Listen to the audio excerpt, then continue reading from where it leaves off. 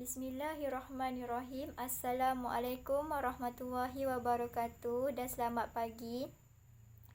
Nama saya Syazwani Zuhai Syafira binti Haryanto Susilo. Nombor metrik I19203870. Pada tugasan ini, saya akan membentangkan bahagian pengenalan isu iaitu ketagihan di kalangan remaja terhadap media sosial.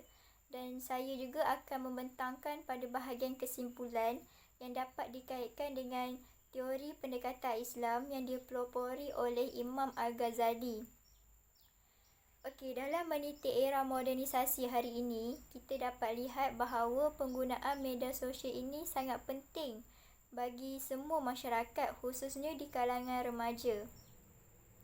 Tanpa kita sedar, media sosial telah memberikan impak yang negatif terhadap kehidupan masyarakat masa kini. Kita sendiri dapat lihat pengaruh media sosial ini semakin hari semakin membimbangkan, terutama dari segi pandangan netizen, dan hanya menggunakan media sosial ini untuk mendapatkan populariti semata-mata. Contoh yang saya dapat berikan hanya untuk mendapatkan populariti semata-mata yang dapat kita lihat pada masa kini iaitu kebanyakan remaja telah terdedah dengan penggunaan media sosial sehingga cenderung kepada perbuatan yang tidak bermoral. Okey, apabila mereka hilang rasa malu, mereka akan melakukan pelbagai aksi menari dengan menggunakan aplikasi TikTok. Manakala pula perempuan yang bertuduh labuh dan berpudar, mereka akan bergaya berlebihan sehingga tidak menepati syariat Islam. Okey, semua ini mereka lakukan untuk mendapatkan view, like, komen yang banyak dan lebih kepada untuk menjadi popular. Okey, walau bagaimanapun, tidak dapat dinafikan juga media sosial ini sebenarnya banyak memberikan kebaikan dan impak yang positif terhadap masyarakat dalam era globalisasi masa kini. Semua itu tergantung pada kita sama ada bijak atau tidak menggunakan media sosial ini sebenarnya.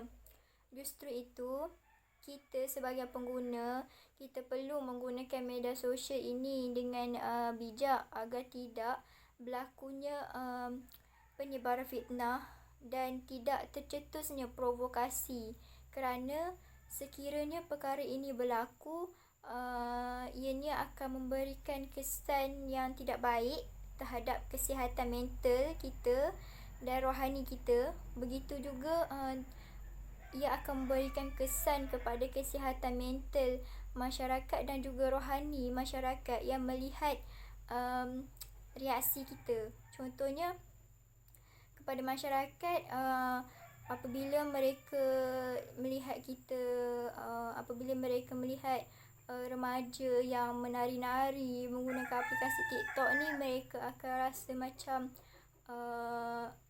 macam nak komen sesuatu yang tidak baik. Contohnya seperti itu.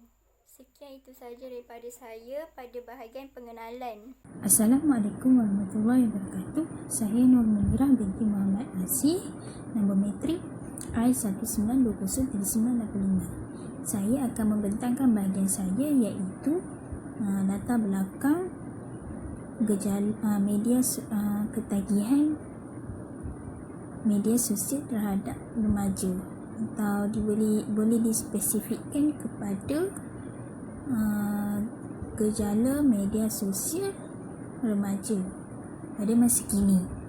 Okey, menurut Kamus Pelajar edisi kedua, remaja ni boleh dimaknakan kepada muda, iaitu sudah mula dewasa, sudah akil balik, sudah cukup umur untuk berkahwin pada masa muda tersebut. Remaja ini lingkungan dari umur 12 tahun hingga ke 23 tahun. Okey. Menurut perspektif Islam, definisi remaja ini terbagi kepada 3, iaitu remaja semasa, remaja Definisi perempuan menurut Islam, remaja menurut Barat. Okey. Semasa ni seperti yang Kamus Dewan edisi kedua tu lah, sama je macam tu. Muda, dewasa, akhir balik, boleh sudah berkahwin dan ada tambahan iaitu sudah rasa ingin berahi, yang bernafsu, yang bersyahwat tu lah. Okey. Kalau menurut Islam dan definisi menurut Islam, menurut remaja perempuan, iaitu menurut perspektif Islam, ia bermaksud sebagai murahikah, al-murahikah, iaitu bermaksud al-ghulam, iaitu budak. Al-muqarikah ni sebenarnya maksudnya orang yang hampir balik, iaitu dari Al-Razi 1993. Okey, menurut remaja dari segi Barat pula, daripada Garrison ni, remaja ni boleh dilihat kepada beberapa sudut, iaitu remaja sebagai fenomena fisiologi, fenomena sosial, fenomena budaya dan fenomena merupakan peringkat zaman peralihan, iaitu kata Garrison 1975. Okey. Apa pula media sosial itu? Media sosial ini iaitu secara etimologinya segala bentuk dan saluran yang digunakan untuk menyampaikan informasi atau pesan. Makna media sosial ni, makna media daripada asal perkataan dari Latin, iaitu merupakan bentuk jamak dari kata medium. Secara harfiah pula, dia mempunyai erti perantara dan pengantar. Okey. Perantara ni iaitu sumber pesan, a source dengan penerima pesan, a receiver, penerima lah. Okey. Sosial pula dari segi bahasa Latin, iaitu masyarakat yang ertinya berkawan atau masyarakat. Dia erti kata sesuatu yang berkenaan seperti masyarakat, iaitu memperhatikan kepentingan umum. Secara terminologi pula, menurut Andreas Kaplan dan Michael Halian, media sosial ini adalah sebuah kelompok aplikasi, iaitu berasaskan internet yang berbangun di atas dasar ideologi dan teknologi web 2.0. Senang kata, media sosial ni seperti aplikasi lah, aplikasi yang kita tahu seperti Facebook, Twitter, Instagram, Messenger, WeChat, Twitter dan sekatan dengannya. Ia adalah sesuatu hubungan yang boleh digunakan oleh masyarakat untuk berkawan, untuk dapat pesanan atau memberi pesanan, mesej lah. Okay.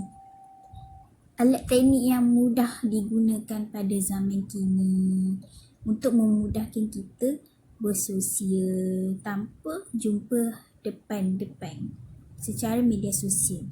Okey, menurut gejala pula, apa maksud gejala? Gejala ni adalah simptom. Seperti kita tahu, gejala ni adalah simptom iaitu penyimpangan daripada fungsi atau perasaan biasa yang disedari oleh pesakit, di mana dia mencerminkan kehairanan, sesuatu keadaan yang luar biasa atau suatu penyakit. Gejala ni dia subjektifnya seperti oleh pesakit, dia tidak boleh diukur terus. Manakala didapat tahu dari tanda secara objektif oleh orang lain. Contohnya seperti dia terlalu obses sangat dengan game. Dia macam satu penyakit lah pada diri dia. Dia sampai tak tidur malam sebab main game, tak makan sebab main game, sampai tinggalkan kerja ke sebab main game kan. Itu antaranya gejala. Okay. Ketagihan pula. Apa itu ketagihan? Ketegangan atau kecanduan ni merupakan satu penyakit otak di mana dia berlakunya keinginan atau kehendak dia sendiri. Dia tak ada satu keperluan pun. Walaupun benda tu keperluan pun, dia tak sepatutnya dijadikan satu ketagihan lah. Sampai makan tak, sampai tak makan, sampai tak tidur, sampai tak buat kerja yang tidak berfaedah lah. Di saat ketagihan ni ada satu kenikmatan, kepuasan pada diri mereka. Dari mula-mula dia buat, dia biasa je. Lama-lama dia dah jadi biasa sampai dah jadi fanatic obses dalam diri mereka. Kalau tak buat benda tu maknanya bukan satu yang normal bagi mereka. Okay. Contoh ketagihan macam ketagih minum arak, ketagih main game, main internet, tak kisahlah berkaitan dengan internet lah, main handphone, perjudian, berbelanja, shopping, sukan, ketagih tak ada idola seperti artis atau atlet, ataupun dia suka cederakan orang, cederakan diri, ataupun seks. Dia anggap sesuatu benda yang dia ambil ni ada satu ketagihan yang memberi kepuasan pada diri mereka. Okay. Saya akan tunjuk lampiran berkenaan media sosial terhadap remaja masa kini, di mana 55% adalah remaja memberi sumber mereka seperti dia punya biodata ke apa dekat media sosial. 34% adalah ibu bapa tidak memeriksa apa yang anak-anak mereka buat pada usia remaja. 24% menyebarkan maklumat peribadi. 29% menjadi mangsa dihendap, diintip. 29% remaja memuat naik maklumat yang tidak sepatutnya, seperti tidak memakai pakaian member ataupun yang pakai tudung membuka tudung. Okay. Dan 22% adalah remaja telah mengalami cyber prank, iaitu kena prank lah. Okay, itu sahaja daripada saya, Nur Munirah binti Muhammad Aziz. Okay, segala kekurangan atau kesalahan dari segi perkataan ataupun maklumat yang telah saya berikan, saya minta maaf. Okay, itu sahaja daripada saya. Sekian, terima kasih. Assalamualaikum warahmatullahi wabarakatuh. Assalamualaikum warahmatullahi wabarakatuh. Nama diberi Nur Sulaiman binti Musa. Saya daripada grup 10, dan isu yang kita orang pilih adalah berkaitan dengan ketagihan remaja terhadap media sosial. Dan teori yang kita orang dapat daripada pemilihan seazman sendiri adalah kita orang dapat berkaitan dengan teori Imam Ghazali. Okey, dan dalam pembahagian kumpulan juga saya dapat bahagian dalam membuat biodata Imam Ghazali. Okey, seterusnya adalah saya akan membuat bentangan berkaitan dengan biodata Imam Ghazali serba sedikit. Dan sebelum tu saya akan beritahu, saya akan refer kepada pembentangan saya ni. Saya akan refer kepada saya punya slide melalui Word yang telah saya siap. Okey, diteruskan dengan pembentangan. Pembentangan saya adalah, okey, nama Imam Ghazali, nama sebenar beliau adalah Abu Hamid Muhammad bin Muhammad Al-Ghazali. Beliau dilahirkan dan dibesarkan di Tus, iaitu di sebuah perkampungan Khorasan, iaitu di Iraq bersepadan dengan Turkmenistan, dan merupakan seorang ahli dalam bidang falsafah. Lepas tu beliau juga dilahirkan pada tahun 450 Hijrah bersama dengan 1058 Masihi. Beliau merupakan seorang yang sangat berpengaruh besar dalam bidang dalam dunia Islam, dan beliau seorang yang sangat mempunyai intelektual yang tinggi, dan beliau sempat menyambung pengajian beliau di Nishapur dan Baghdad, serta meningkatkan tinggi sebagai seorang profesor di Universiti Nizamiyah di Baghdad. Okey, beliau juga selain itu beliau juga pernah menjadi murid kepada 2 orang guru yang terkenal. Yang pertama adalah Imam Al-Haraini Al-Juwaini dan yang kedua adalah Al-Abu Al-Qasim Al-Jurjani dalam bidang ilmu kalam. Okey, seterusnya beliau mengembara menuntut ilmu ke Syria, Mekah dan Madinah, dan selesai menuntut ilmu beliau kembali semula ke Baghdad dan Tus. Okey, selepas beberapa tahun dalam pengajian, Imam Ghazali menumpukan dia punya pengajian dalam bidang tasawuf dan beliau mula menulis karya-karya beliau dalam beberapa kitab, contohnya adalah Ilyah Ulumiyah. Okey, yang seterusnya adalah faktor yang menyebabkan beliau menulis karya-karya tersebut adalah beliau risau akan umat Islam yang orang cakap takut kita punya akidah ataupun kita punya pegangan terpesong dengan lebih jauh. Itu adalah satu sebab yang menyebabkan beliau risau dan mula menulis karya-karya. Dan Imam Ghazali juga melihat keperluan untuk memperbetulkan keadaan dan mengelakkan konflik di kalangan umat Islam daripada berterusan. Sekiranya karya-karya tersebut diperluaskan oleh falsafah ahli falsafah barat, ya. Okey, yang seterusnya, beliau juga seorang yang pintar. Seperti mana kita sedia maklum, memang dia seorang yang pintar, seorang yang mempunyai intelektual yang tinggi, mempunyai pandangan yang luas, ingatan yang tajam, idea yang sangat bernas dan kuat ingatan, dan seorang ilmuwan Islam yang mampu menanggapi makna yang halus yang suka difahami oleh orang lain. Okey, dalam menuntut ilmu, beliau seorang yang sangat berdisiplin dan dia seorang yang sangat bersungguh-sungguh sehingga akhirnya beliau mampu menghasilkan karyanya sendiri. Okey, selepas tu disebabkan dengan kelebihan yang dia ada, beliau seorang yang menjadi seorang yang intelektual yang sangat unggul di zaman beliau. So ramai yang menuntut ilmu dengan beliau. Okey, yang seterusnya adalah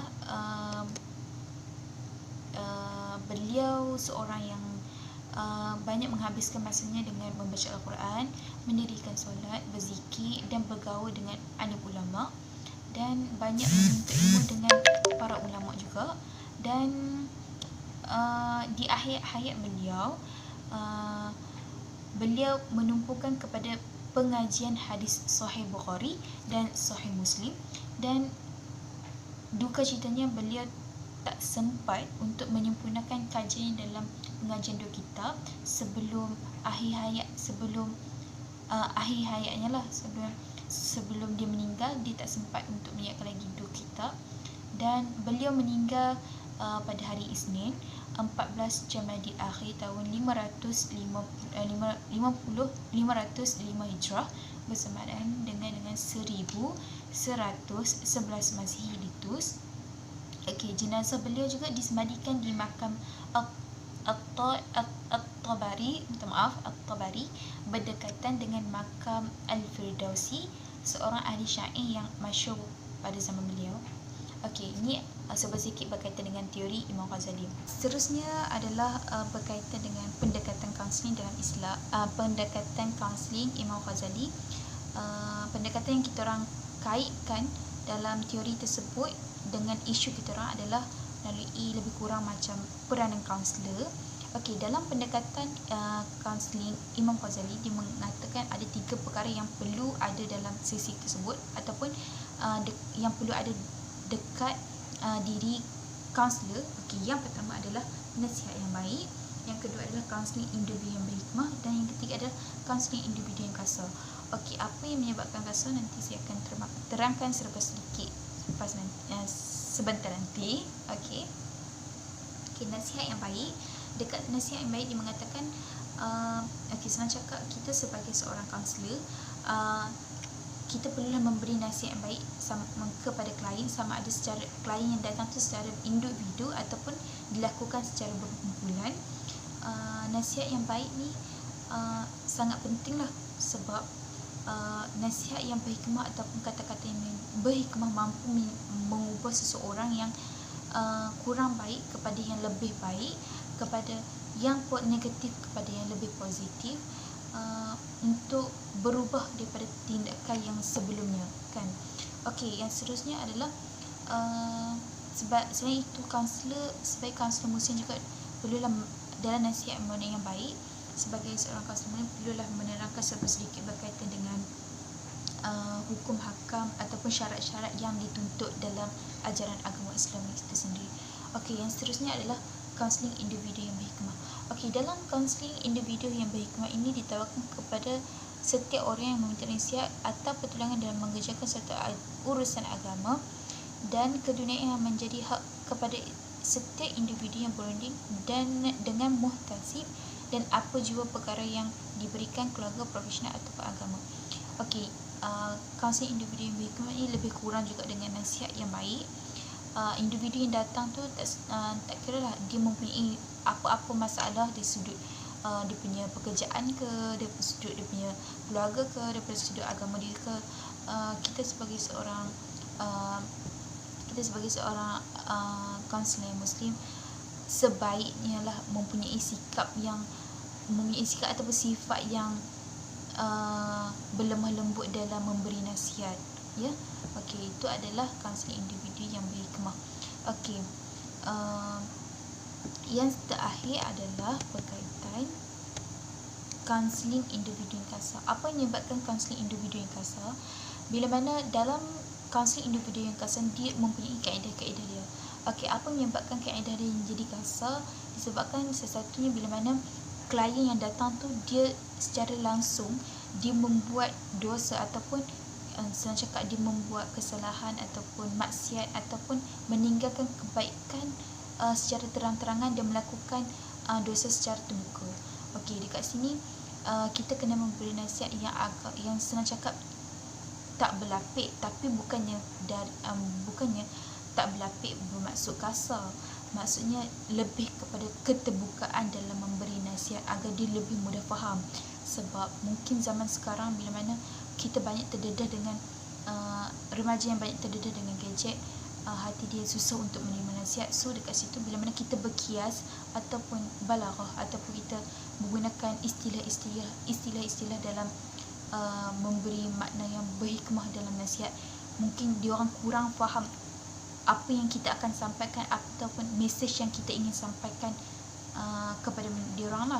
So dekat sini sebagai kaunselor dia boleh menggunakan nasihat yang agak sedikit kasar untuk menyentuh hati klien tu, untuk dia berubah kepada yang kurang baik kepada yang lebih baik dalam bertingkah laku. Okey, sebelum setakat macamnya, tapi sebelum saya berhenti, kita orang punya isu ataupun kes kita orang sebenarnya dikaitkan lagi dengan teori yang kita orang tambah dan kita orang juga meminta keizinan daripada sendiri, iaitu teori kekeluargaan, teori persamaan kekeluargaan yang kita orang tambah sikit untuk kita orang kaitkan dengan isu kita orang lah. Okey, setakat ini sahaja saya punya perbentangan. Akan diteruskan lagi dengan sahabat saya yang lain. Okey, assalamualaikum dan terima kasih. Assalamualaikum warahmatullahi wabarakatuh. Nama saya Siti Nurfarhana Akila binti Zulkifli dan memegang nombor matrik I19304-155, dan saya akan membentangkan tentang perkaitan isu atau kes dengan teori yang digunakan untuk selesaikan isu yang kami dapat, iaitu ketagihan media sosial di kalangan remaja. Okey, sebelum itu saya akan pergi kepada pendekatan kaunseling oleh Imam Al-Ghazali. Okey, masalah hidup menurut Imam Ghazali ialah iaitu manusia berpunca daripada dorongan hati yang dalam pengertiannya yang halus atau non-fizikal ke arah yang bercanggah dengan peraturan-peraturan Allah ataupun sifat-sifat kenabian. Okey, hati yang jahat menjadikan akal beroperasi bagi memenuhi cita-cita. Kesannya manusia itu memiliki jiwa yang keji, tingkah lakunya lebih cenderung ke arah perbuatan-perbuatan mungkar yang dilakukan oleh manusia menyebabkan manusia itu berkonflik dengan diri sendiri. Okey, contohnya kita tahu bahawa satu perkara yang kita buat tu contohnya berjudi, melihat perkara-perkara yang lucah. Kita tahu benda tu haram tapi kita still buat sebab kita ada ego yang mengawal lah kita punya pemikiran dan akal kita, celik akal kita apa semua. So menjadikan manusia tu berkonflik dengan diri sendiri, sama ada okey aku nak buat ke tak nak buat ke tak nak. Okey, dia lebih kurang begitu. Okey, contoh yang paling terdekat kita boleh ambil ialah perintah mendirikan sembahyang. Okey, mendirikan solat ni ia adalah satu keperluan yang diperlukan oleh rohani, di mana ia adalah keperluan jiwa manusia yang dekat dan disayangi Allah dan sebagai membuktikan pengabadian kita kepada Allah Subhanahu Wa Taala. Okey, apabila manusia tidak melaksanakannya bererti ia menafikan salah satu keperluan hidup asasi. Okey, dengan itu pelbagai masalah akan dirasakan dalam hidup macam gelisah, resah, bimbang dan sebagainya. Okey, bagi menolong klien kembali kepada fitrah yang mengatur hidup mengikut sunnatullah, kaunselor perlu mempunyai ilmu asas berkaitan dengannya. Okey, klien pula perlu bersedia memberikan kerjasama bagi memudahkan dirinya dibantu menyelesaikan masalah yang dihadapinya. Okey, apabila manusia menjalani hidup mengikut ketetapan syarak, memberikan keutamaan mengikut cara sepatutnya dan berakhlak seperti yang ditunjukkan oleh Nabi Muhammad SAW, kehidupannya akan menjadi sejahtera. Okey, kita akan pergi kepada antara salah satu cara untuk menyelesaikan isu atau kes tersebut adalah dengan spiritual dakwah, iaitu merupakan salah satu teknik, kaedah atau dakwah. Al-Quran telah menggariskan beberapa kaedah yang memberikan penyelesaian berkaitan dengan spiritual dakwah yang merupakan satu pendekatan berkesan bagi menyelesaikan masalah yang berkaitan dengan aspek kerohanian. Untuk itu, kaedah tazkiyah al-nafs, mujahadah al-nafs, riadah al-nafs akan diberikan penekanan dalam menguraikan tentang pendekatan spiritual dakwah ni. Okey, pendekatan dakwah merupakan salah satu orang kata yang relevan pada waktu sekarang kerana ia adalah keperluan masyarakat Islam, kerana pendekatan ini menekankan banyak aspek spiritual seperti dakwah dan berusaha membimbing masyarakat ke arah penghayatan rohani. Okey, seterusnya bagi memenuhi keperluan menangani masalah keruntuhan moral dalam masyarakat yang semakin meruncing, para da'i wajar mengaplikasikan pendekatan dakwah dalam kaunseling yang terdapat hubungan di antara dakwah dan kaunseling. Proses ini diperjelaskan ketika membincangkan tentang apa yang disebutnya sebagai kaunseling Islam, bahawa dalam situasi-situasi tertentu, proses kaunseling Islam merupakan satu proses kerana menjadi kewajipan kaunselor memberi ketenangan dan penjelasan kepada klien bahawa tidak boleh melakukan perkara-perkara yang diharamkan oleh Allah Subhanahu Wa Taala dengan menggunakan pendekatan psikologi. Okey, seterusnya kita akan pergi kepada proses amal makruf dan nahi mungkar. Okey, seterusnya kita akan membincangkan tentang proses amal makruf dan nahi mungkar. Okey, proses ini adalah satu metode dakwah dalam usaha menyeru dan mengembalikan manusia kepada fitrah kejadiannya dalam melahirkan kembali potensi ubudiyah dalam diri klien agar ia dapat menjalankan tugasnya sebagai khalifah Allah di muka bumi ini dengan sempurna. Hakikatnya, ia bukan sahaja sebagai satu bimbingan, pertolongan atau nasihat yang bermatlamatkan menyelesaikan masalah klien di dunia ini semata-mata, tapi juga digunakan untuk kesejahteraan mereka di dunia dan di akhirat. Ini jelas kerana dalam aspek pembangunan insan, Islam menganjurkan pembangunan berteraskan kepada penyucian jiwa, iaitu tazkiyah al-nafs yang dapat memandu manusia ke arah ketenangan jiwa. So, dengan menggunakan teknik dan kaedah ini, manusia akan semakin celik akal dan semakin menyedari menyedari dirinya melakukan kesalahan dan segera berjumpa dengan kaunselor, dan kaunselor akan membantunya untuk mengubahkan tingkah laku klien kepada ke arah yang lebih baik. So hal ini kita akan gunakan yang sama dengan kes iaitu ketagihan media sosial di kalangan remaja. So hal ini akan membantu remaja-remaja tersebut dalam memperbaiki diri ke arah yang lebih baik. Sekian itu sahaja dari saya. Assalamualaikum warahmatullahi wabarakatuh. Ketagihan media sosial di kalangan remaja. So hal ini akan membantu remaja-remaja tersebut dalam memperbaiki diri ke arah yang lebih baik. Sekian itu sahaja dari saya. Assalamualaikum warahmatullahi wabarakatuh. Okay, sekarang saya akan membentangkan bahagian kesimpulan. Kesimpulan yang dapat dikaitkan antara teori pendekatan Islam dengan isu ketagihan remaja terhadap media sosial adalah seorang kaunselor yang menggunakan teori pendekatan Islam ini hendaklah memahami konsep kejadian manusia itu secara lebih mendalam, kerana ianya merupakan asas sesuatu perkara yang kukuh untuk memahami permasalahan yang dihadapi oleh seseorang klien tersebut.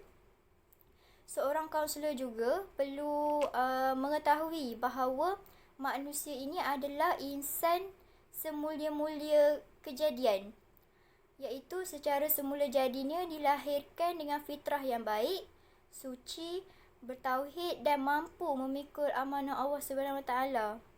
Walau bagaimanapun, kita perlu sedar bahawa walaupun manusia ini semulia-mulia kejadian, manusia juga merupakan insan yang mempunyai beberapa kelemahan dan keterbatasan diri. Okey, kita boleh lihat sebagai contoh di dalam isu ketagihan remaja terhadap media sosial ini adalah mereka sebenarnya seorang insan yang baik, suci, mengetahui tentang dosa, pahala, halal dan haram. Namun disebabkan mereka mempunyai kelemahan dan keterbatasan di dalam diri mereka, itulah yang menyebabkan mereka mudah terpengaruh dengan media sosial yang semakin canggih pada masa kini. Seterusnya, bagi isu seperti ini, sebagai seorang kaunselor yang menggunakan teori pendekatan Islam ini, mereka perlu membimbing klien kepada kesejahteraan rohani dengan menggunakan teknik seperti hikmah, iaitu kaunselor perlu menekankan sifat menahan diri daripada melakukan kemungkaran. Kaunselor perlu menekankan tentang menggunakan media sosial itu ke arah kebaikan dan menegakkan kebenaran dengan berpandukan Al-Quran dan As-Sunnah.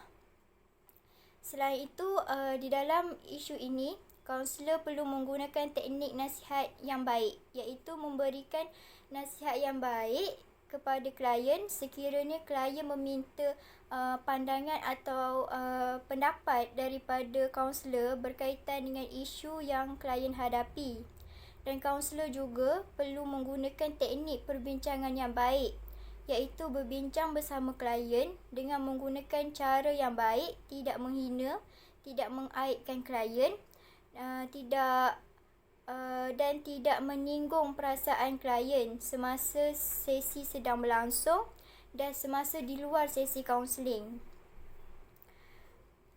Natijahnya, di dalam isu ini dapat disimpulkan bahawa manusia ini adalah seorang insan yang mempunyai keupayaan untuk berfikir bagi memilih jalan sebenar hidup mereka berpandukan Al-Quran dan As-Sunnah.